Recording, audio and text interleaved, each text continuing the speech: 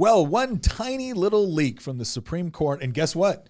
Men can no longer have an opinion on abortion. Why? Because men can't get pregnant. Sounds pretty transphobic based off of what the left has been saying recently, but there you have it. So today what we're seeing is a bunch of conversation, obviously, about Roe v. Wade potentially being overturned. And what we're going to discuss today is what exactly does that mean? Also, we're going to go over some of the most common arguments that you hear against the pro-life movement, and we're going to equip you with everything that you need to be able to effectively respond. All of that and more coming up on this episode of Making the Argument, where we make the arguments to defend a free society. Thank you for joining us on this conversation today. It's an important one that we're going to have, and hopefully you leave with something valuable that you can use in conversation with a friend or family member. All right. Well, as always, I'm your host, Nick Freitas, member of the Virginia House of Delegates. I also carried the Born Alive Act in this last session of the Virginia General Assembly. With me, as always, is my beautiful birthing person, mother of 3 children, my wife, Tina. Hello. It's great to be back. And then, of course, our resident historian, political prognosticator, all-wise Twitter responder, Christian Hines. Hi. And then finally, we have our producer of producers, Nicholas Hamilton, the guy that makes it all possible. Pleasure to be here. Y'all just got back from your 23rd anniversary vacation, right? We did. Real quick, in 10 seconds, how was it? It was great. It was great. We went down to an all-inclusive resort in Florida, had a great time, spent a lot of time in the pool. Mm-hmm. And but the leak happened the second day. The second y'all got and down so there. we were actually pretty mentally busy still. Yeah. But it was good. It was a good experience. It was good. Well, just to set up the scenario here for the conversation that's taking place right now, Roe v. Wade definitely is an interesting point because it is, what the left is so focused on in this debate, and it seems like it's if they lose Roe v. Wade, everything, abortion goes away for forever. Yeah. So I want to ask the question and set up what we're about to discuss, get a few details out of the way. What is the significance of Roe v. Wade, Nick, in this overarching conversation we're having? So what Roe v. Wade, there's a lot of confusion about what Roe v. Wade did and what it didn't do. So I think there's this impression now, especially among younger people, that, obviously this is 1973, right? Sure. This is before I was born. A lot of the younger people, I think, believe that before Roe v. Wade, abortion was illegal across the United States and you couldn't get one no matter what the circumstances were.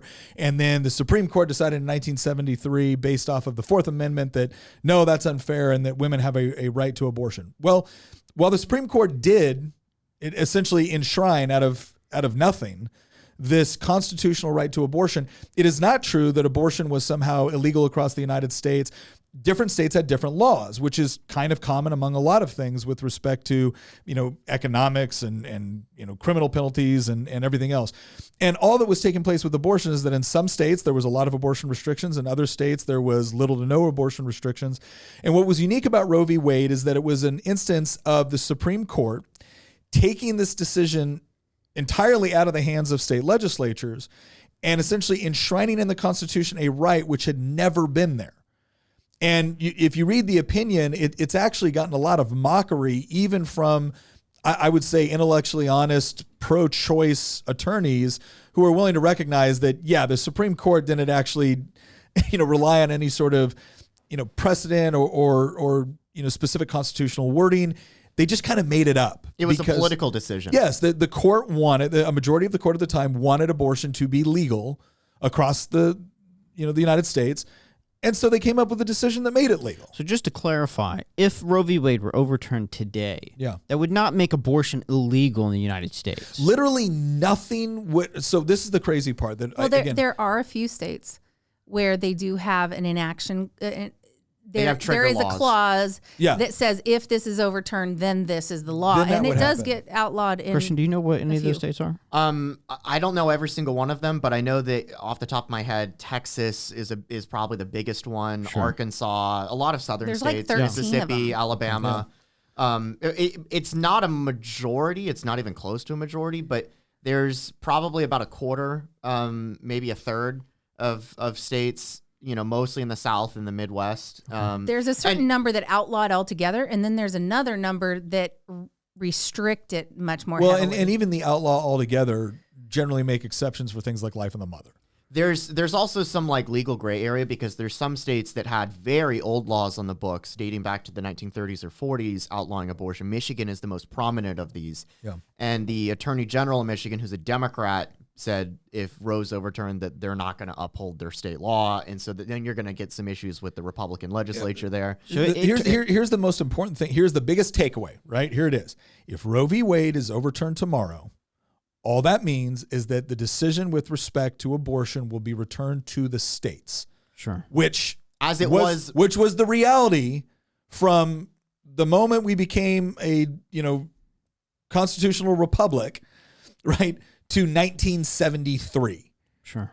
Christian, you've done a lot of review of this draft opinion that was leaked, and we've seen so much going around on Twitter, like it's abortion today, but interracial and contraception next. What have you been seeing about that? Okay, so I've read so many tweets from people, unfortunately, many which get tens of thousands, if not hundreds of thousands of likes. So many left-wing media outlets like Slate was running a piece basically saying that this is going to open the floodgates to outlawing interracial marriage, and this is forget Griswold v. Connecticut. This is going to overturn Loving v. Virginia, which was literally the court case that overturned, all state laws that banned interracial couples from marrying. First off, Justice Thomas is in an interracial marriage. Sure. So, just to get that across, to explain how utterly ridiculous the left is being. But more importantly than that, if you actually read, I know, shocker, 98% of people who are having an opinion on this on the left, maybe 99% of them have not actually read any of the opinion itself. But if you actually read the opinion, I'll read directly from page 62, so that way people can actually follow along with me if they want to go online and look for this themselves. This is directly from Alito's opinion. And so I'm going to quote from him. Unable to show concrete reliance on Roe and Casey are the two main pro-abortion rulings themselves, the Solicitor General suggests that overruling those decisions would, quote unquote, threaten the court's precedents, holding that the due process clause protects other rights. And then he goes on to cite several of these court cases that we just mentioned, these other historic court cases that, provide rights to things like contraception or interracial marriage, etc. And then he goes on to say, this is not correct for reasons we have already discussed. As even the Casey plurality recognized, quote unquote, abortion is a unique act because it terminates life or potential life. So he's differentiating between Roe v. Wade and Planned Parenthood versus Casey and some of these other historic court cases because the difference between them, we already know this. Yeah. The difference between them is that in Roe v. Wade, you're talking about the right to kill another human being. That is not the case in Loving v. Virginia. Nobody was suing in Loving v. Virginia to have a constitutional right to go kill somebody else. You were suing to be able to marry somebody of a different race than you. That is a completely different dispute here. And so then he concludes, and I'll end with this. He concludes with saying that and to ensure that our decision is not misunderstood or mischaracterized, poor Alito, it very much was. Mm-hmm. We emphasize that our decision concerns the constitutional right to abortion and no other right. Nothing in this opinion should be understood to cast doubt on precedents that do not concern abortion. So, twofold. First off, it's utterly ridiculous that in the modern age, anybody is going to be arguing that we should be outlawing interracial marriage. To give you an idea, the last state in the entire country to have any sort of law in their books outlawing interracial marriage was Alabama, and they repealed it in a statewide referendum 22 years ago, and you had a majority of white voters in Alabama voting to overturn. Vast yes, majorities. It passed by almost 20 points. So the idea that combined with the fact that one of the Supreme Court justices who's arguably going to be siding with Alito on this opinion is in an interracial marriage himself. I mean, it is completely ridiculous to make that argument. And Alito himself inserts into the decision multiple times. I just quoted only one example. He says this over and over again, that this is simply a ruling that is dealing with the issue of Roe. It provides no legal precedent for any future court to touch anything else. Anything. The two important parts about that, right, is if Alito had just come out and said, hey, we're making the decision based off of this reasoning, but we don't mean it to apply to anything else, that would be problematic. But he didn't. He actually said, this is why it's different. And he gave something that distinguished Roe and Casey from every other case, right? That's what really gives this meat. So he's doubled this up. He said, here's the distinguishing characteristic, and nothing we are arguing can be reasonably interpreted by any future court to suggest that reasoning somehow applies on an equal level with these other cases. And yet, the left has run out there and tried to make this about interracial marriage, or they've tried to make it about contraception. Why? Well, they need to. It's because they need to. It's a political They have to. And this is super important because we know that there's rights that exist that human beings have that's not enshrined in the Constitution. The founders knew that. That's why they wrote the 9th and 10th Amendments. And so the importance of this, this paragraph in this opinion piece is to codify that there are rights that exist that are not in the Constitution, and we're not touching those. We're not saying that now if you don't have a right that's enshrined in the Constitution, then it doesn't exist in the eyes of the Supreme Court. I've heard so many people on the left say that Alito is now alleging that if the right doesn't exist in the Constitution verbatim, word by word, then it doesn't exist according to this ruling. That is factually incorrect. And if you read the opinion, you would know that. All right, to set up my next question before we get to the final question of segment 5, which is very important, is this tweet here that I have for everybody to see. And this appears to be from an OBGYN. Tomorrow I'm going to wake up, go to work, and continue to provide abortions because I'm a doctor. It's my job, and it's the right thing to do. # abortion is healthcare. 271,000 likes. Yeah, that's now right. Here's what I find interesting about this. It would make sense to me that an OBGYN would be the one person in America to really agree with the point of safe, legal, and rare in this situation. But obviously she doesn't. I mean, not necessarily. So let me ask a question. What happened to safe, legal, and rare? That was never a tenable position. That was never a tenable position for the left. And the reason why it was never a tenable position is because when you are making a claim that something should be safe, something should be legal, okay, once you say it's rare, what you're saying is that it's not desirable, that something is happening that shouldn't be happening, but we're making an exception. Well, that's not the position of the left when it comes to an issue like abortion. They see abortion as something that empowers women, that frees them from the shackle of motherhood or child rearing or pregnancy.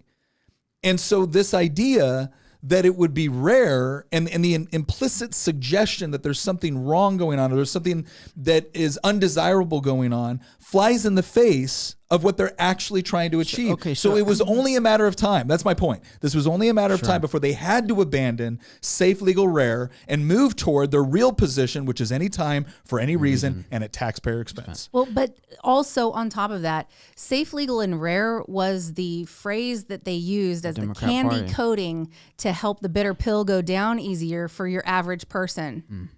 So do we think that the Democrat Party always intended to do away with that? No, I don't think that it was like some, like secret effort where they got together at an Arby's every Tuesday and plotted, It was how they moved the needle, though. Here's what I think happened. I think that Roe happened. It was very polarizing. Over time, the Democrats coalesced into being the pro-Roe party, so to speak. But here's the thing, though.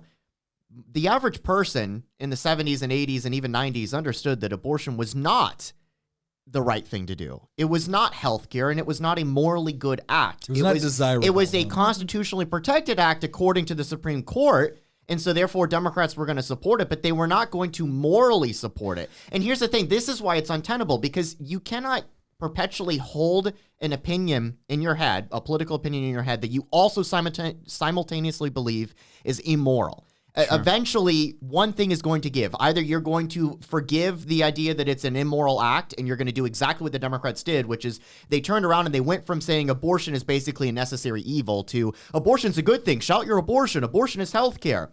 Or you're going to end up abandoning your position on abortion eventually. And the Democrats chose to hold their position on abortion, so therefore they abandoned the moral view that abortion was an inherently bad thing. The original pushers of abortion, though, because someone said, well, I don't think that was what they were intending. I do think it's what they were intending. The original people who were pushing abortion, if you've ever read some of oh shoot, what's her name? Margaret Sanger's quotes and the eugenics behind a lot of this stuff. And we don't like to talk about eugenics, but that is where this was born from. And you have to look at what was behind it, pushing it from the beginning. And yes, I do think that that was what they used in order to make it more palatable to the average person.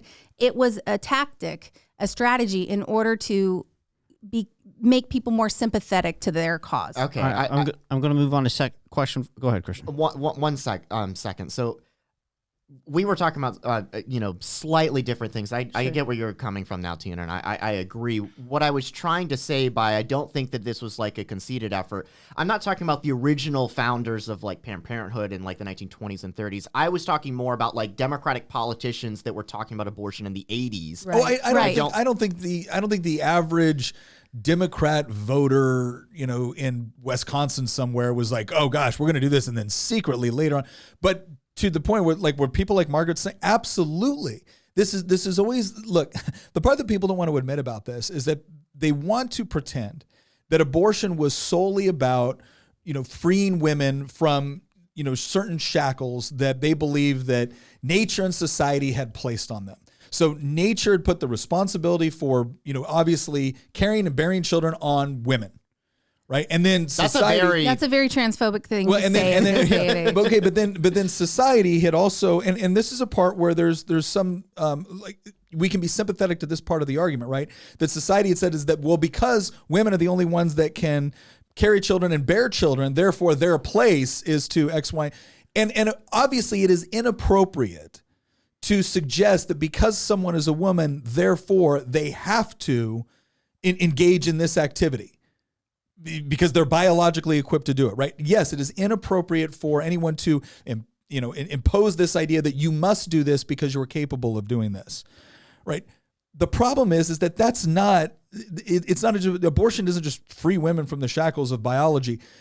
It was also founded within the eugenics movement. It was this idea that we were going to create a better society of people through selective breeding. Mm-hmm.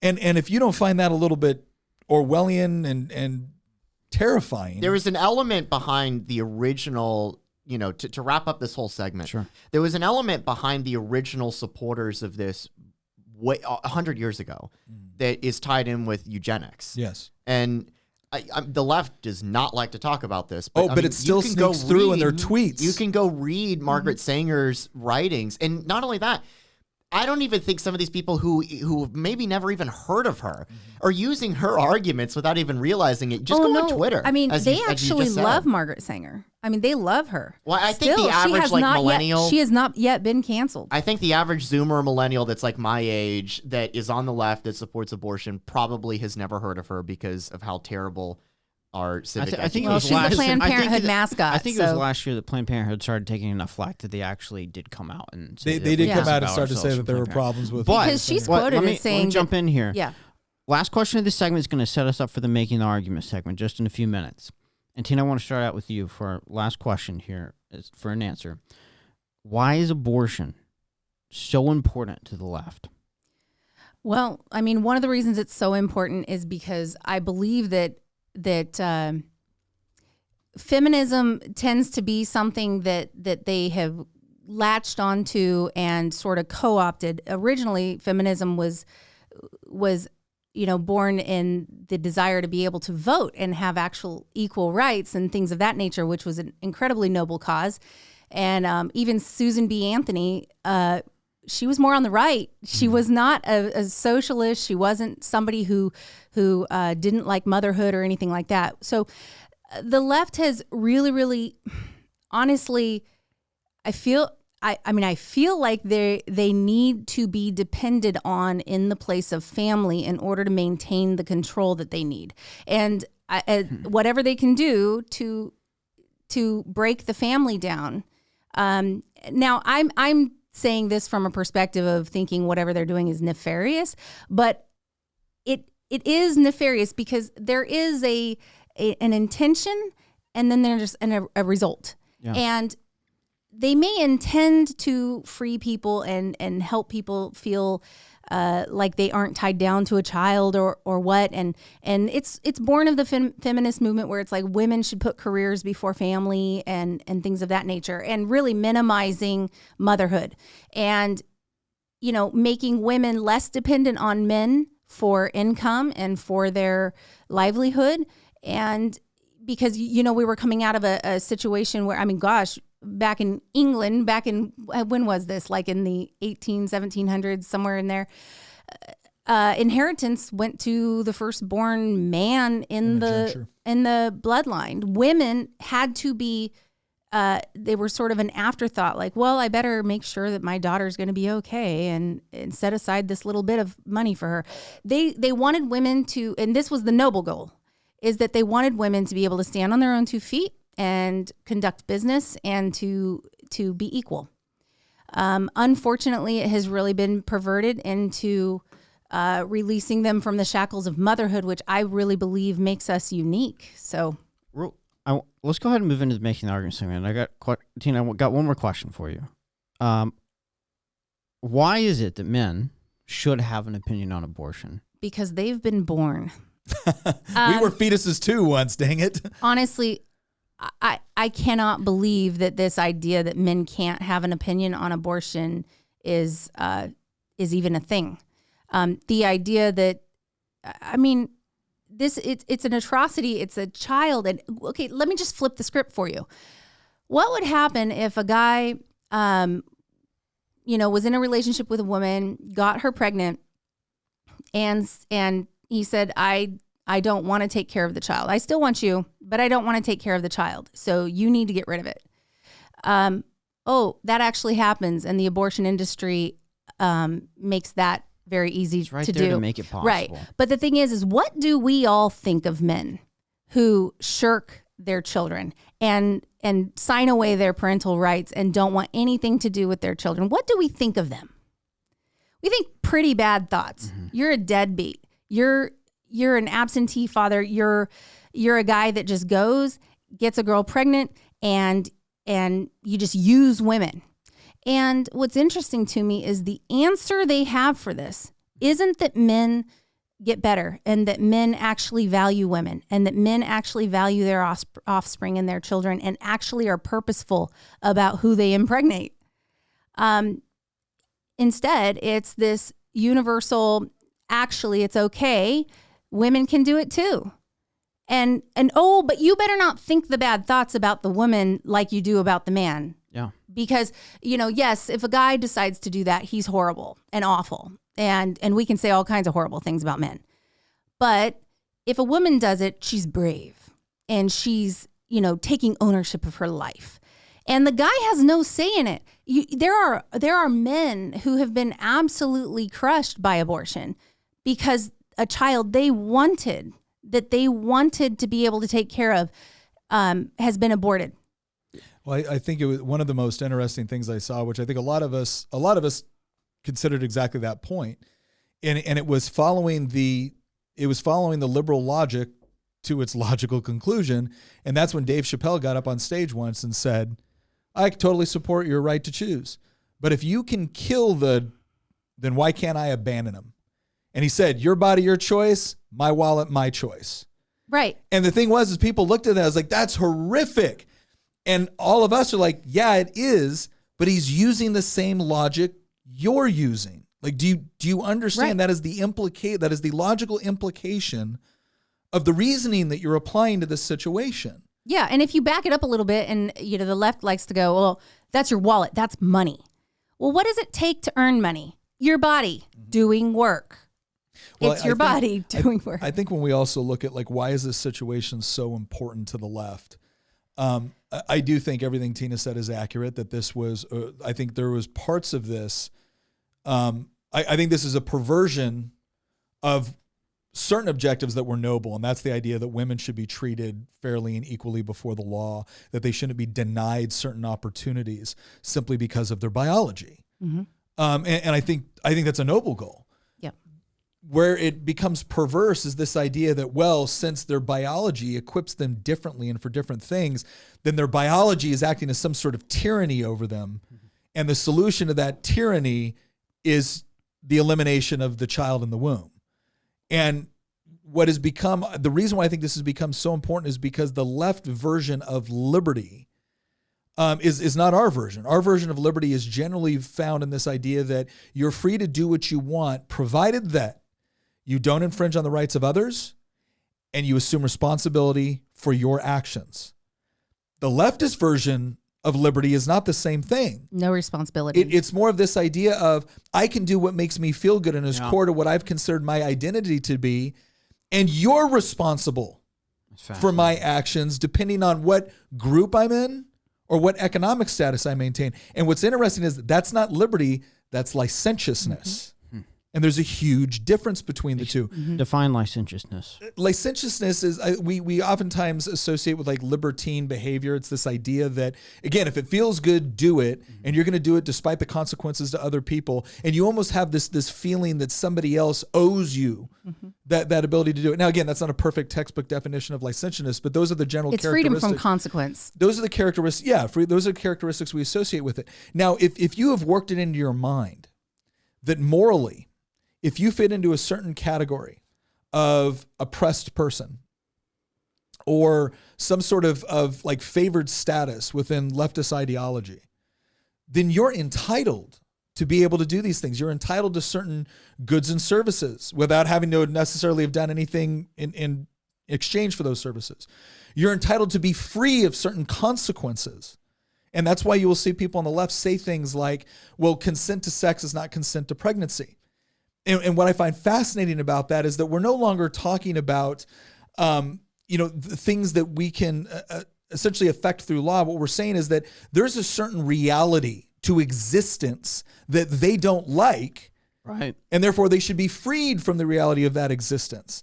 And if that includes hurting another person, stealing from another person, or in this case, killing another person, so be it. If they fall within the favored status and the person that's being stolen from, hurt, or eliminated doesn't fall within that favored status. And that has become so elemental and fundamental to leftist, I'm not saying liberal, leftist ideology. And what I think is so important at this point is because this has gone on for so long, and because there's been so many people that have been convinced or coerced to have an abortion, and because I think something fundamentally at our core nature understands that there's something wrong and unnatural about it, that there's one of two responses that you can have when you come face to face with the consequences of something that you've done, especially as it affects another human being. There's two responses. You either turn away from it or you double down on it. That's what I said earlier. That's why safe, legal, and rare was never going to be a sustainable position. Yeah. They either had to say that was wrong and I shouldn't have done it, or they had to say this was good and noble and I'm brave and wonderful for having done it. And if you can look throughout history, there are a number of examples of people. We look back now, we're like, how did people ever accept that or justify it? And what you end up finding out is that it's never something where they remain consistent with this stinks and why we wish we weren't there, but I don't got a good solution, so we're going to let it. It's always they double down and say, no, this was a good thing. And that's where it gets scary. So brief 30-second story to that. People do this all the time when you make comparisons. No, I'm not saying that anybody that supports Roe v. Wade is a segregationist or a slave owner. Just getting that out there. But to Nick's point, one of the most famous examples of what Nick just described historically in the United States is the issue of slavery. Yeah.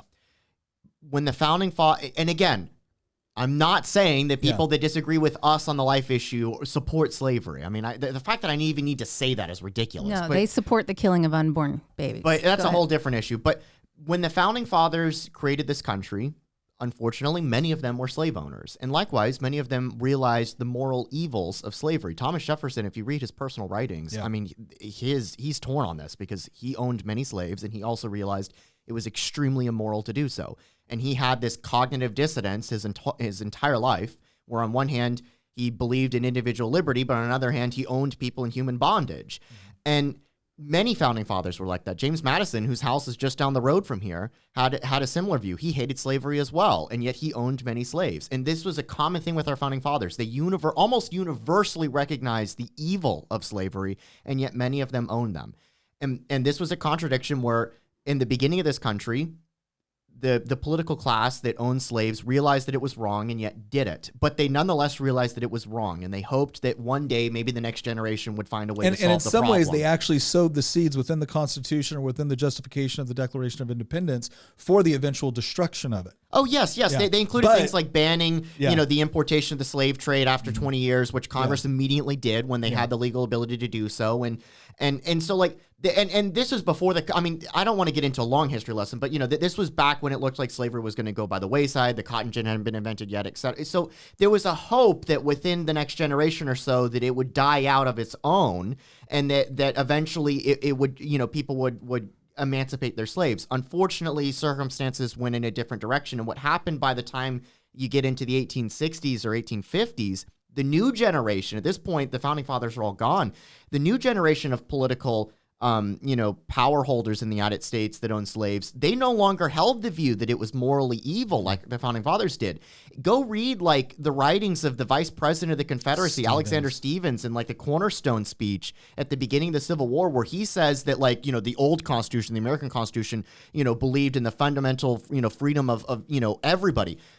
Our Constitution, the Confederate Constitution, we recognize the exact opposite. Yeah. And he was literally making the argument that slavery was a morally justifiably good thing. And that is when you end up getting people who didn't own slaves, mostly in the North, realized this is ridiculous. They were willing to stomach, for various reasons, the argument that it was a necessary evil for 80-something years, 60-something years. But the minute that the political power holders in the American South went from saying, this is a necessary evil, we don't know what to do with it, to this is a morally good thing and you need to be supportive of it or else you're a bad person, suddenly people on the sidelines were like, I'm sorry, no, it's not. Well, and this is what is so different about this moment versus 1973 and everything else, is because at this moment the left has completely stripped away the veil of safe, legal, and rare, and they have moved to any time for any reason at taxpayer expense because it is a moral and societal good. And that's the part where we're going to find out where our country really stands on this issue. Right. That's the pendulum swing. I mean, here in Virginia, just a couple of years ago, we had Delegate Kathy Tran, standing up there advocating for abortion up to the moment of birth. You can hear Todd Gilbert, Delegate Todd, who's Speaker of the House now, asking her, how about when she's going into labor, when she's dilating? And she says, yes, it would protect that. And and keep in mind that same year, Delegate Tran had a bill. I was just going to say that. Moth larva. Moth larva. She was going to protect moth larva with a bill. They're so compassionate. But not human babies. Well, at the moment of birth. Let me move on to my first question of this segment. Tina, you were talking about men and our opinion on abortion or whether or not we can have one. Often the left will come back and tell us that we can't have an opinion on abortion because of my body, my choice. So, Nick, I'm wondering if you can help us out with that argument and give some details. So this is the interesting part with all these arguments with the left, and that is how dedicated do they want to be to linear thinking, rationale, critical thinking, laws of logic, etc. And the answer is when it suits them, they do, and when it doesn't suit them, they don't. Because my body, my choice is quite possibly the most absurd, intellectually dishonest, and self-defeating argument you could ever use for abortion. And the reason why is simple. It is predicated on the idea that you have some degree of sovereignty, moral sovereignty, and agency over your body. And so the question I always ask is, I'll have people do this, like, well, my body, my choice. I'm like, why is it your body? And that always shocks them. Because like, what do you mean, why is it my body? Of course it's my body. I'm like, okay, I'll agree it's your body. Why is it your choice? Why is it your choice? Oh, well, again, because I have moral agency, I have moral ownership over my body. So presumably, I also have moral authority over my body, right? I have ownership over my body. Not anymore. So theoretically, wait a second, theoretically, I'm also responsible for my actions if I have ownership over my body and I can control what it does. So the moment they admit this, the moment they say my body, my choice, you're saying, my response is always like, I totally agree. and the baby is a separate body.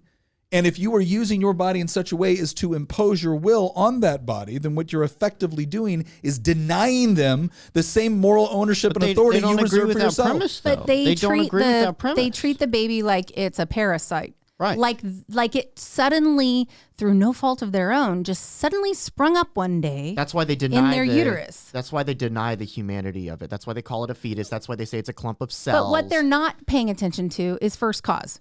They engaged in an activity that brought about the absolute dependency of a child. Sure. You know what I find? Through no fault of that child. Let's look at it this way, all right? So the same party that tells us trust the science, follow the science, we got to, and I'm not talking about Dr. Fauci, I'm talking about like an actual scientific They mean follow method. the political science, honey. Remember, you cracked the code on that one. Yeah.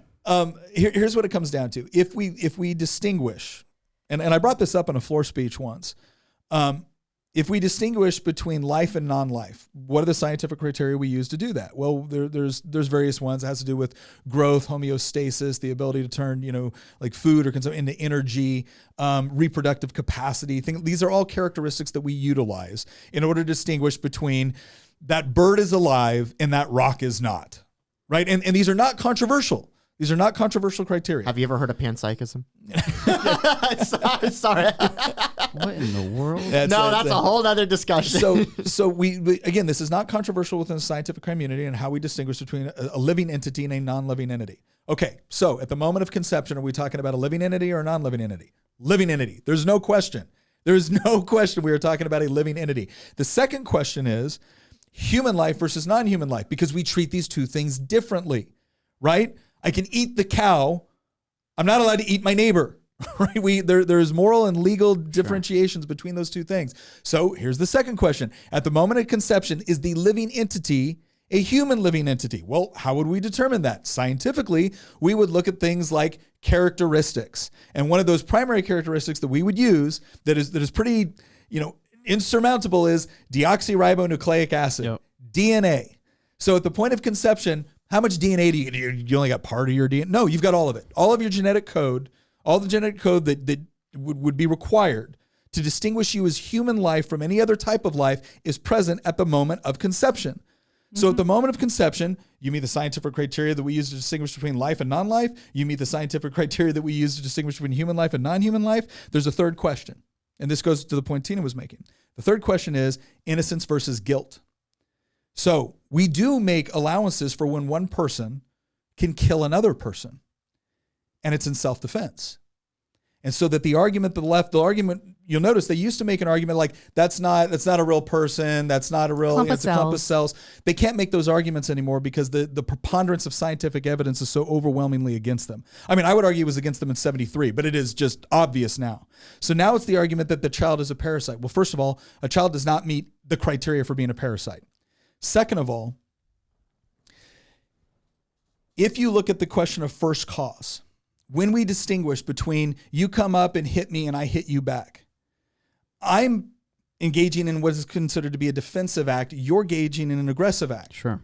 So in the question of pregnancy, if you really want to get literal here with respect to legal definitions or even philosophical definitions of innocence versus aggressive action, the child had no say over what happened to them, had no say over the sexual act that took place. It had no say over the conditions that they now find themselves in. They're following the natural biological process by which children have come into existence since the beginning of humankind. Right? So under what legal category could you classify that child as having engaged in an aggressive act against the mother? You can't. It would almost be the equivalent of like me inviting you onto a plane, taking you for a ride and be like, you know what, halfway through, I've decided I don't want you here anymore. And after all, this is my plane. Now they would argue, well, we didn't invite you into the plane. Well, no, you engage in an activity that you know can bring about that consequence. And so to deny that consequence is a real thing as a result of the action you voluntarily participated in, right? That's absurd. So under the three categories, distinguishing between living and non-living, human life and non-human life, and innocence and guilt, there's absolutely no question that at the moment of conception, what we're talking about is innocent human life. All right, let's say you've made that argument. And let's say the person you're arguing still is making the case for abortion, And they come back with this. I've got a tweet on screen here. If it was about babies, we'd have an excellent and free universal maternal care. You wouldn't be charged a cent to give birth, no matter how complicated your delivery was. If it was about babies, we'd have months and months of paternal leave for everyone. And let me give you another example here. This one's kind of long, but I think I've seen so much of this taking place online. I think this is the logical next step in the argument you just displayed. And it says, women, can I have birth control? Republicans, no. Women, I couldn't get birth control, so I got pregnant. Can I have an abortion? Republicans, no. Women, you prevented me from having an abortion, so I'm carrying the fetus, but my employer won't provide reasonable accommodations and is threatening to fire me. Would you please pass the Pregnant Workers Fairness Act? Republicans, no. Anyway, this goes on and on and on. Yeah. And they frame the argument as if Republicans have eliminated any support for the mother in that circumstance. And I think this is the dominating argument that we see happening online. You know what I now. find very ironic? I would take some of these arguments a whole lot more seriously if the party that is making these arguments and saying things like my body, my choice, or, can you give me this or can you give me that? If they hadn't spent the past year and a half violating my body, my choice for everybody else with vaccine mandates. You know the consistency that I find in this is every single one of these solutions that they provide to support the mother comes through a government action. And that's so this is true of so many things. Whether we're talking, and not just with the question of abortion, with the question of the environment, with the question of education. The way that they frame the debate is we have a solution which includes more government power, more government confiscation and redistribution, and more government control. And if you come back and say, well, okay, I don't like that approach. Oh, well, then you don't want to save the environment. You don't want to take care of moms that are in bad situations. You don't want to educate children. And there's a famous Bastiat quote that basically says that the socialist confuses that because we don't want the state to do a particular act, that we don't want it to be done at all. And this is what this is. Now, there's two components of this that I think that are important to bring up. The first one is, or three actually. Here's the first one I like to do. Because a lot of things that they're mentioning actually do exist in law. Mm-hmm. Right? There is such a thing as Wiccan food stamps. Yep. Yeah. Right. So here's my question. Okay, great. If we have all of these programs, will you agree that there shouldn't be abortion? Their answer is never yes. No, because absolutely. we already have. They want the programs, and then they still want to be able to. They are attempting to frame this as they are the compassionate ones, and we are the evil ones that want them to suffer. Yeah. No. At the end of the day, all of this rigmarole that this woman has put into print that is just ridiculous. It's all there to justify the destruction, the tearing apart of an unborn child in the womb with not so much as painkiller. So I want to look back and go, okay, so you're saying that you're holding your baby hostage. And if I cannot provide absolutely all of your demands and make it all perfectly smooth to where you don't have to feel any pain, you don't have to support yourself, you don't have to do anything. You can just continue to live like a child who gets to do whatever they want and have no responsibility. And all of this, if I don't give you all of this, you're threatening to kill and dismember and have sucked out a human baby. And to me, I want to go, you can make all the arguments you want, but at the end of the day, you are 100% in the category of wanting to kill babies. And I am 100% in the category of wanting to save babies. That's it. That's the difference between us. Yeah. And if you came to me, and there is a pro-life organization called Let Them Live, and they find women who have all kinds of issues that are, what is the main thing that is your biggest fear in carrying this pregnancy? And they will say, it's amazing some of the things they say, like, I don't have a crib, or I don't have diapers, or I don't know if I can afford formula, or I don't have an apartment. And this organization, one by one, removes those obstacles for them long term. Yeah.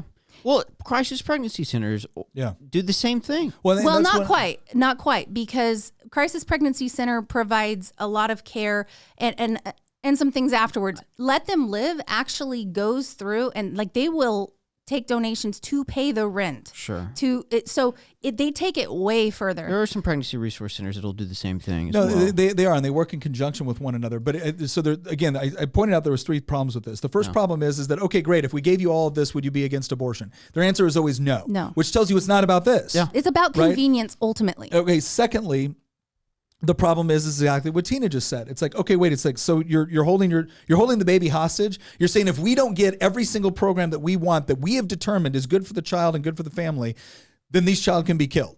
Like, really, that's the moral conundrum you want to be in? One of the things that they will also bring up as a side note, in order to justify this, because they still really, you can tell, like, if it's just a baby, they really do still struggle with it. So here's what they do. It's not sentient. Well, wait a second, because we're going to get. Oh, are we getting into that? Yeah, we're going to get into that. Sorry. The problem here, the third thing that I'm trying to put out there is, it's the idea that if you don't do it this way, there's no other way these things possibly could have been done. And they need to frame it in this. They need to frame it in this thing where it's like, okay, we as the government have the solution, or we as the leftist progressive have the solution. And if you don't adapt our solution, then you don't care about the problem and you have no solutions of your own. You know what it reminds me of? Climate change. Old episode from Yes, Prime Minister from a long time ago. The line, something must be done. This is something, therefore it must be done. Yeah. Well, and isn't it convenient that at the end of the day, what they want is a solution that gives their political ideology a great deal more power. Yeah. Right? Well, like the solution I want does not give my political ideology more power. It actually does more to help the mother or help the child. You know what I find very interesting thought experiment for you? Hypothetically, if the act of legalizing abortion or encouraging abortion drastically reduced the influence of, socialism or leftism or liberalism or progressivism, whatever you want to call it. Yeah. If it drastically reduced that influence, there would be a huge split within the Democratic Party on this issue. Yeah. You'd have some principled people that would still be like, I still want to support it for whatever reason, privacy or whatever. You would have a lot of Democrats that would be very pro-life if you could somehow make an argument that pro-life laws result in more socialism. Yeah. But I would still be every bit as pro-life. Oh, I would still be every bit as pro-life too. Because even when you take away all of these issues, and let's say I will provide you 100% of all of this, let's say, ultimately they will revert right back to, but it's my body and I don't want to carry this baby. Yes. And they will also, go, basically what I want is going to dominate all of this. They're just using whatever they can throw at the wall, hoping something can stick. Demonize the opposition. Right. But there's also this idea of cradle to grave government, and anything to make you more dependent on the government means that these leaders can gain more and more political power. The more you depend on them. Ben Shapiro said it best, I think, when he summed it up, and he said that the problem with a lot of this leftist movement is that they treat adults like children, and they treat children like they're disposable. That's true. Or they're mascots. So that's a compelling quote. It is compelling. The next step after this, after they come at us with this, oh well, you don't support all these programs, so they say you're only pro-birth. Mm-hmm. You don't support the child after birth. You know what's so funny? They're not even pro-birth. Yeah. So they're not, but it's a self-defeating argument, right? There's another one they will throw at you as well. They'll say you're not pro-life unless you're also against the death penalty. Yeah. And so this is amazing because I am, and look, we've had this issue come up before the General Assembly, and I'm actually sympathetic to the elimination of the death penalty. Now, the only reason I had a problem with it when we did in the General Assembly this other year is because they essentially ended life without parole. And I do think there has to be some mechanism where we say, look, if you're a violent offender that goes out and murders people, you don't get to come back. Yeah. Right? So, but the reason why this is so, again, philosophically ridiculous is because they're making no distinction. And I've seen libertarians make this argument, and it's like, are you serious? They're making no distinction between someone that is actually engaged in a willing, violent act, and usually in capital cases, to take the life of another person, and a completely innocent person that has done nothing wrong. You're making no distinction between the two. That argument is absurd. Now, you can make a good argument for why the state should not have the power to, kill somebody in custody. You can make a good argument for that state. You cannot make a moral equivalency between abortion and the death penalty. But I know how to end this conversation before even winding up into all of that. okay, let's get rid of the death penalty. Can we also get rid of abortion? Yeah. No. No, of course not. I don't care what it is they bring up. They do not want to stop having the right to rip their babies apart. And that's what this comes down to. Well, and let's also be honest here. There is a huge population of men that love this. Yes, they do. Not because it's about female empowerment, but because it's about them being able to have some sort of false moral ability they get to call shirk themselves their a own feminist. responsibilities, right? Yeah. They don't want to make it, they want to have casual, quote unquote, consequenceless sex without having to make any real commitment to the woman or the child. It's a womanizer's dream. Yeah. And you know who else's dream it is? Dream. Abusers. Yeah. There are so many cases that have been brought up where Planned Parenthood and various other abortion organizations have covered up abuse, incest, and even violent abuse for abusers. I mean, child traffickers use their services like you wouldn't believe. And that's an argument that they just don't want to, we better not have that argument. And it's kind of like when you start calling them a groomer for, doing grooming, they get really mad and they start projecting and throwing it back at you. And ultimately, I'm not having it. So it's just, Let's move on to our last question of this segment real quick, and then we're going to go into our speakeasy portion. The last question I have is on viability. And it's this conversation that the left, will eventually come to, and I think we need to dismantle it right quick. Nick? Well, I mean, the problem is that if you're going to discuss viability, it becomes a subjective definition of what constitutes viability. A child born 2 seconds after born is not viable in any practical sense with respect to being able to take care and maintain themselves. Now, what the left will argue is that, well, the difference there is somebody that now wants that child could take care of them, and so that's different. And the point that I would argue is that it may be different on a practical level. It's not different on a moral level, because I can come up with, I don't know how many different cases of viability with respect to somebody that's temporarily in a coma, right? So with respect, they say the same thing when Tina's bringing up the whole idea of sentience. Mm-hmm. So now what they're trying to come up with is highly subjective criteria, and the implications of that are really dangerous, because now if this is all arbitrary, if we can say, oh, well, it's a viability issue, it's a sentience issue. Okay, well, it wasn't that long ago in history that people were coming up with different criteria on where you could kill an innocent human being because you found them inconvenient or mentally disabled or of a particular race you didn't prefer. We should probably define viability. Viability in a biological sense is the ability to survive or live successfully. And there are a lot of people without special needs that by this definition would not be viable. Yeah, when I was 10 years old, I was not viable. Well, and that's the question. And again, you see this come up a lot when somebody brings up the question of viability. They're like, okay, so the moment, like, you get into a coma or something like that, can I kill you? And they really struggle with it. Can I just take you off the machine? Yeah, or if you're an infant, right, and you and I are on an island, there's nobody else to take care of you, can I just abandon you? Oh, I'm not even, when I said that joke, I wasn't talking about like in a coma or something. I was talking about most children are not, they can't just go off into the world. And so, like, if I was left to my own devices as a 10-year-old, I would have starved to death. Like, so that always brings up the moral question. Is like, okay, so can we kill them? Now, what's fascinating is that you have some ethicists, to include, I think one was Peter Singer at Yale, who said that, yes, you should be able to kill the child up to like the age of 2 or something like that. And this becomes the problem with every single argument that they use. Once they acknowledge that it is a human being, once they acknowledge that it is an innocent human life, now this becomes a series of arbitrary characteristics to decide when we can destroy innocent human life. Mm-hmm. And that is fundamentally what this debate is about. When is it appropriate to kill innocent human life? Well, if you're the left, you think that it's appropriate to kill innocent human life if you think they might end up in foster care. That's one of their biggest pushes is, well, I mean, their life won't be very fun. Their life is going to have challenges. So let's just kill them. Yeah. That's the argument. There was a case, and I can't remember when it was, but it hit the newspaper, and it was a child that was found in a bag that had been abandoned, an infant, a bag that had been abandoned in the woods. The police found the child, saved the child. And I saw somebody get on there and be like, for all you pro-lifers out there, if you're going to get rid of abortion, this is what you're going to get more of. And I want to be like, children being saved? Like that's your big argument. Well, this child was abandoned.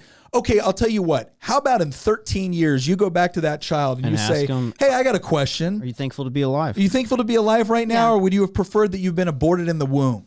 Honestly, and honestly, the only people making those statements are people that have already been born, right? It's never someone, I mean, it's just ridiculous. And human beings have always produced other human beings who end up being just horrible and doing horrible things.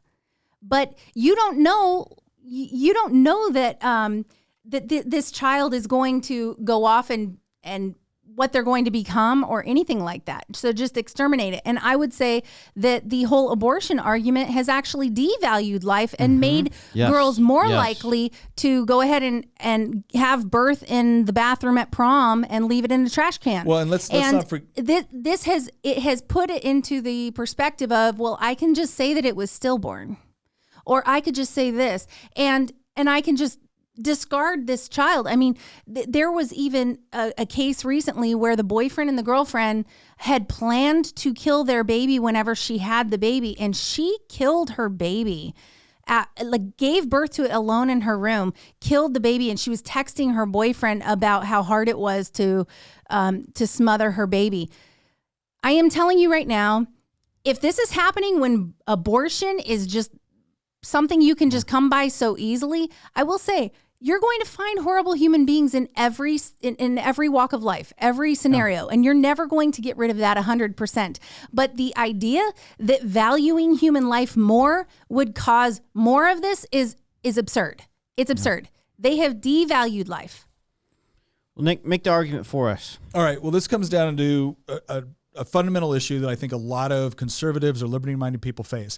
And that is that if you're pro-liberty and you don't like the idea of the government coming in and interfering in your life or your choices, especially those that are very intimate to you and your body and your healthcare, et cetera, how can you be pro-life? And here's what I want to emphasize. The whole idea of liberty is, again, your right to be able to live your life the way you want, provided you don't infringe on the liberties of somebody else. And as a caveat to that, you take responsibility for your actions.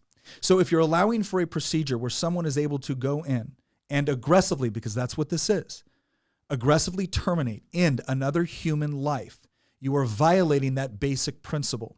So what this entire debate should come down to is a fundamental question of whether or not we're talking about innocent human life. And as you heard me earlier explain it, I'm going to do it again here very quickly. This is very easy. We have tests to determine between life and non-life. And we know this based off of certain characteristics that we use, certain scientific characteristics that we use to distinguish between the two. Secondly, we can distinguish between human life and non-human life. One of the most obvious ways to do this is through DNA. And at the moment of conception, you meet the criteria for being a living entity, but you also meet the criteria for being a living human entity. So at the moment of conception, we can demonstrate that we're talking about innocent human life by any fair scientific criteria that we currently use. The third question is one of innocence, because obviously if someone comes up and is trying to kill you and you defend yourself and you kill them, we don't call you a murderer. We recognize that you were defending yourself. So the question in the case of a pregnancy is that, are we talking about an innocent human life or somehow a guilty or parasitic human life? Well, first of all, a child does not meet the characteristics to be defined as a parasite. That is an easy scientific question that can be answered by a simple Google search. Secondly, the baby had no say over the circumstances or conditions upon which they were brought about. So to suggest that they are somehow guilty of tyrannizing the mother or oppressing the mother or being a parasite on the mother simply does not hold out under any sort of scientific, legal, or philosophical criteria. And to suggest otherwise is to accept a philosophical or legal reality that would have horrible consequences across the board. So ultimately, when you're making your argument, there's a couple things I want you to focus on. One is establishing that this really is a question of innocent human life and whether or not there is any sort of obligation to protect it or to the very least prevent it from being eliminated. Then we also need to get into the practical considerations, because obviously the left loves to bring up this idea that if you don't agree with every single one of their government programs, then somehow you're not really pro-life, you're just pro-birth. And what you need to ask them is two questions. The first one is okay, if we gave in everything you wanted, would you be against abortion? Because the moment they say no, you realize that that's not really what this is about for them. And secondly, we also need to be the sort of people that when we do argue from a pro-life perspective, and we have the strong scientific, legal, and moral ground on which to stand to make that argument, we also want to be the people that recognize that one of the best ways to take care of children is through voluntary cooperation within the family, within the community. Okay, it does not require some all-knowing, all-powerful, confiscatory government agency to raise children. We can do that through the family, through the extended family, and when necessary, through friends and through other civic organizations. And we should make that argument, and we should never be afraid to make it. Because the moment we are no longer willing to stand up for innocent, defenseless human life because we find it politically inconvenient, then none of your other rights are safe, nor should they be. Incredible. I think that arms us with a lot. To start out our section here for recommended research, we want to point everybody to Students for Life, especially if you are a college student on campus. I had the opportunity to work for SFLA for a period of 2 years between 2018 and 2019. Could you explain just real quick what SFLA is? Yeah. So Students for Life is a student organization that's on hundreds of college campuses around the country.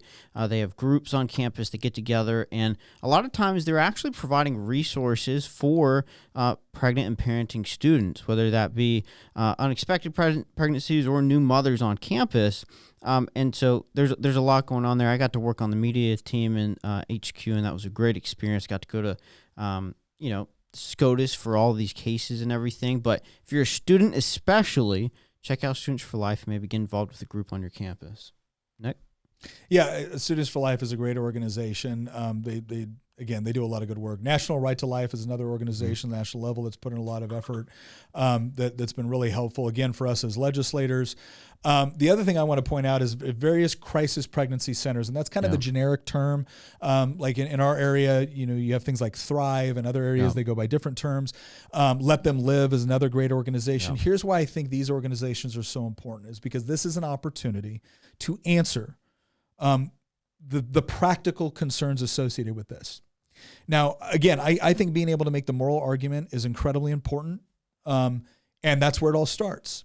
But that doesn't change the fact that women find themselves in situations with unplanned pregnancies, and they don't know what to do, and are oftentimes put under a great deal of pressure. And the real question that we have to ask, for those of us that care about this issue, is, are we willing to step up and be the answer to so many of those questions that young mother has? And organizations like Let Them Live, organizations like crisis pregnancy centers are an excellent way to not only come alongside them emotionally, spiritually, it's also a great way to come alongside them in practical, economic, and financial ways that they need to be able to make the decision that they want to make, but oftentimes are feeling a great deal of pressure from the father, sometimes from parents, sometimes from outside sources. And let's never forget, the abortion industry is $1 billion industry. And they prey on women in crisis. And so we have to be the ones willing to step up and say, no, we'll provide that additional support you need.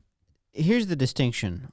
When the left, looks at us and says, you don't support any of these government programs, so therefore you're only pro-birth. No, we have thousands of pregnancy resource centers across the country who provide those materials, those items that pregnant and parenting mothers need.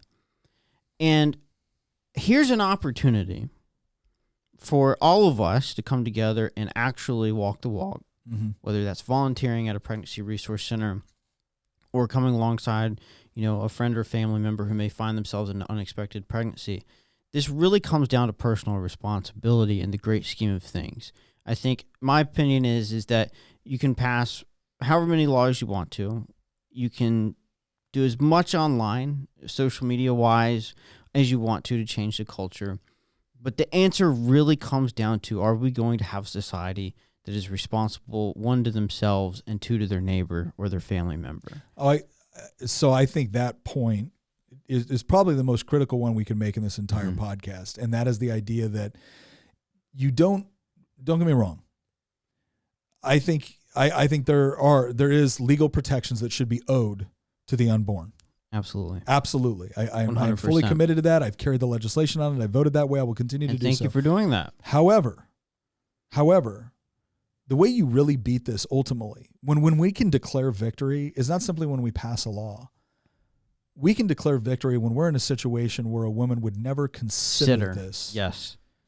Because there is the family, the social, the moral underpinnings, which see a child, even one that is unexpected, as a blessing, as an opportunity, not simply as a burden. And look, we're not taking away, and I got 3 kids.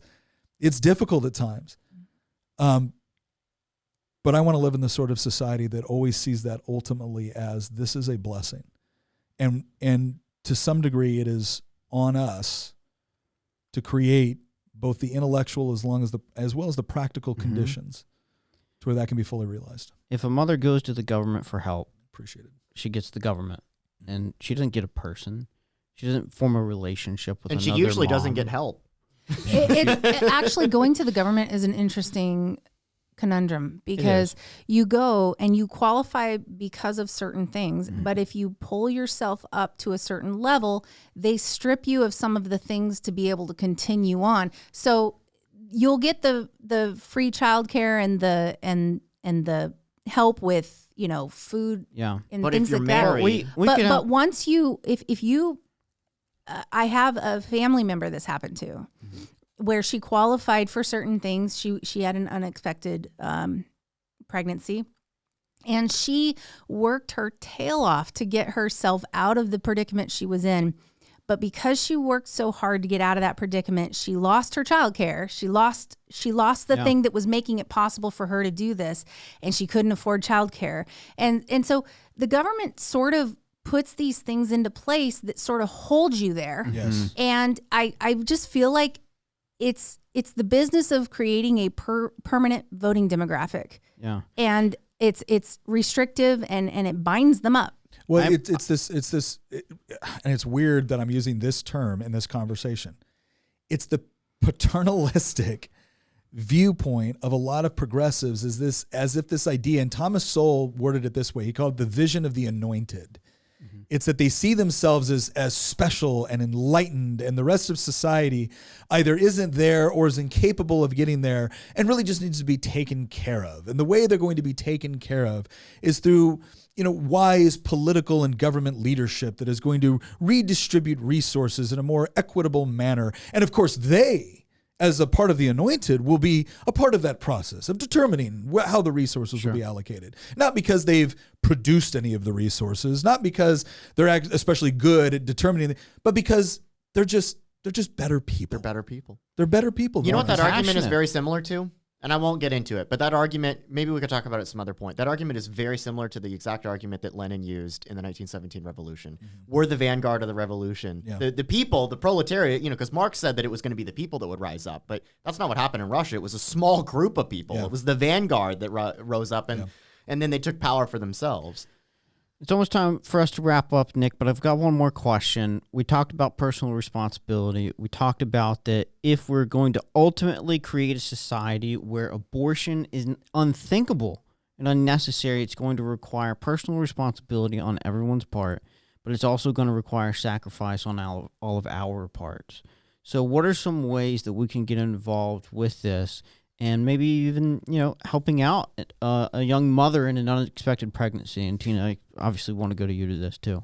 Well, again, I think, I don't want to steal Tina's thunder here, but I think she's actually right. It's letthemlive.org is one of the best places that you can go. It's a really interesting organization, and they have caught a little bit of flack because some competing organizations or competing, pro-lifers have sort of gone the route of, well, aren't you letting them hold their baby hostage? And I feel like that's such a cop-out for our side to ever make.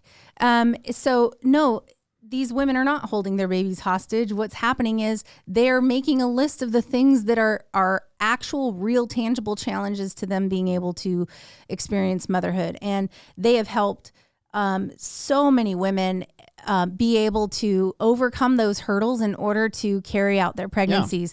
And every single one of them is counting their blessings with that baby. And that's one of the things I think that a lot of times we don't talk about. We don't talk about the scarring that happens to women when they don't carry a baby to term.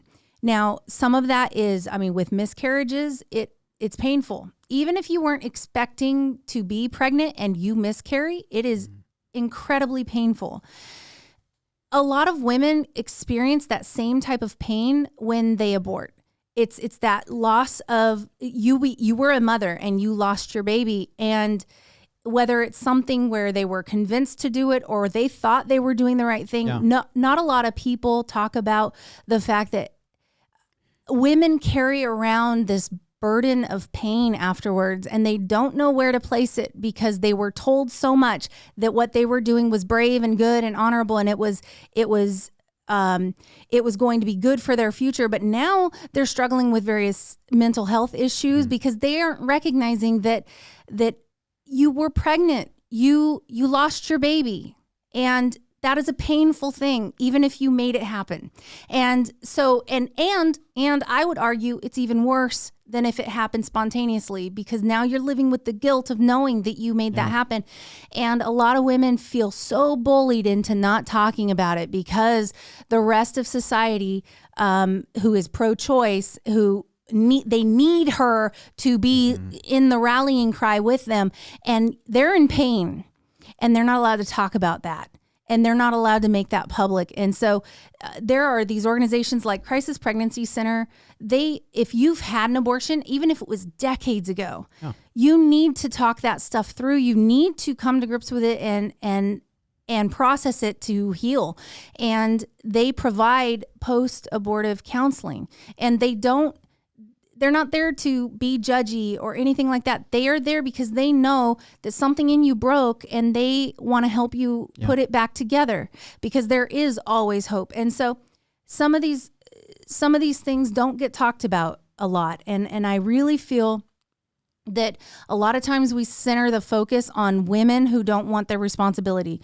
But honestly, this is an organization which preys on women who find themselves in Planned Parenthood. It's Planned Parenthood or any abortion industry. It's $1 billion industry, and they make money off of convincing you have no way forward with a baby and they need to exterminate it. And so they make a great deal of money doing that. And so I just feel like we need to provide more support to be able to let people talk to us who've experienced that without judgment. I agree. Well, Nick, give us something for all the guys listening as to the role we should be playing in this issue, how we can save lives. Yeah, first of all, like all the little jokes that we've heard about this whole idea of birthing people and everything else, it becomes real easy for the guys to say, okay, that's ridiculous. But a lot of times guys feel, and this has been purposeful, guys feel like we don't have a say in this conversation other than to support, quote, whatever Planned Parenthood or what it tells us is our appropriate role in this. There's a couple of things that are obligated. First of all, if you're not ready to be a daddy, don't do daddy things. And I'm sorry, this whole argument that, well, nobody's going to do that. No, be a man and decide that if you're not willing to actually make a commitment to the woman you're about to sleep with or the child you might be about to create, then you don't make that decision. Yep. But you don't get to cop out of your responsibility, put it all on her as if you're noble and a feminist because you supported her right to choose. No, you supported her right to bear the burden for the rest of her life because of an action you participated in and then walked away from. I cannot think of a lower form of irresponsibility than that. And I find it absolutely disgusting. And fathers, you better be teaching your sons that. Because I can't tell you how many dads I have seen that if somebody wants to date their baby girl, they are appropriately skeptical and defensive. But when it comes to their boys, it's like, go out there and have a good time, son. No, you teach both of your kids, your sons and your daughters, to be respectful of their bodies, to be respectful of the bodies of the people that they may be interested in. And to always take responsibility for their actions and be cognizant of the consequences of their actions. So much of this And study after study after study demonstrates this. The number one most influential person outside of the woman herself when it comes to whether or not she gets an abortion is the disposition and attitude of the father. If that father is willing to stand up, and even if they're not willing to be a husband, if they'll be a father, that woman is far more likely to have the child. And understandably so. So don't let anybody tell you that as a man, you don't have a right to have an opinion on this position, because you know what? We might not all be women. We were all fetuses at one point. We were all the children in the womb at one point. And that is ultimately one side of this argument that we're advocating on behalf of. But the other is, if you want to be a man, if you want to be a real man, then a big part of that is understanding the obligation that you have to that mother and to that child you helped create. I want to thank you for joining us on this episode of Making the Argument. Leave us your feedback. Let us know about your stories. One of the things that Tina mentioned that I think is so important here is that there are people, both women that have had an abortion or men that have pressured their girlfriend or maybe their wife to have an abortion, that really need to be able to tell their story. Because regardless of what society or Planned Parenthood or a billion-dollar abortion industry have told them, they know there was something wrong in that decision. And they want to be able to talk about it. One of the most beautiful episodes of healing that I think we ever got to witness was a good friend of ours who was an abortion survivor having a good conversation with another friend of ours who had had 2 abortions, and them sitting down and talking about it from their different perspectives, but being able to do so in a realm where they knew that both of them were loved. That's the sort of environment that we have to create. Yep. Once again, thank you for joining us, and we'll see you next episode.